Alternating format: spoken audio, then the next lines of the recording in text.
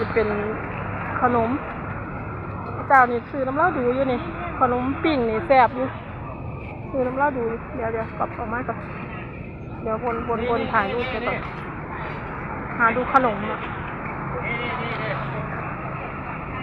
หาเบิ่งขนมก่อนหาผลไม้ทำไมถูกจังเลยอ่ะ3 กล่อง 50ถูกจังเลยอ่ะ3 กล่อง 50อ่ะ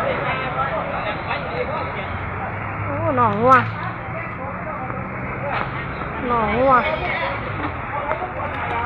โอ้ของขายหลายคักคุณนะหน่อไม้สุกหน่อไม้ดองหน่อไม้ต้มกิโลละ30 2 โล 50นี่เนี่ยนี่จะแน่ถูกตลาดนัดเนาะจะแน่ถูกอยากได้แก้วมังกรอ่ะเห็นเขาบอกว่าโลละ10อยู่ตรงไหนเนาะเดินไปดูไปเพิ่นบอกค่ะโอ้จ้าขอบคุณค่ะแก้วมังกรกิโลละ10 บาทเท่านั้นเดินไปดูแก้วมังกรก่อนเนาะกิโลละ10 บาทผักผลไม้อันนี้ก็ผลไม้เนาะลำไยกับทุเรียนไม่หวานไม่ต้องซื้อนะไม่มีกระดานครับไม่มีจืดครับใหญ่เท่าเหรียญ10ครับของลำพูน60 บาทครับน่าหักมากเลยแต่ว่ากินบ่เป็นนะทุเรียนแต่ว่าเป็ดแต่หักจะไปหาเบิ่งกระเพาะปลาหรือแก้วมังกรประมาณนั้นเนาะไปคนหน่อยกับมาแบบที่นี้คนหน่อยกับมา3 อย่าง 50 3 อย่าง 50โอ้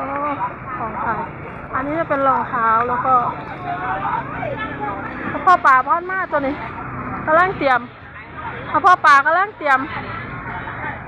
เราชอบกระเพาะปลาข้าวมันไก่อะไรลำไยสดกิโลละ40ได้ชิมได้เลยเลาะถ่ายคลิปกันเดี๋ยวค่อยวนออกมา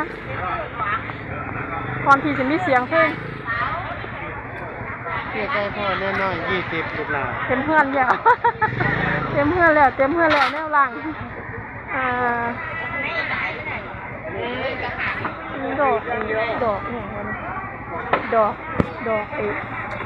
สิบอกมันขบแสบบอแสบตาแล้วว่าแสบ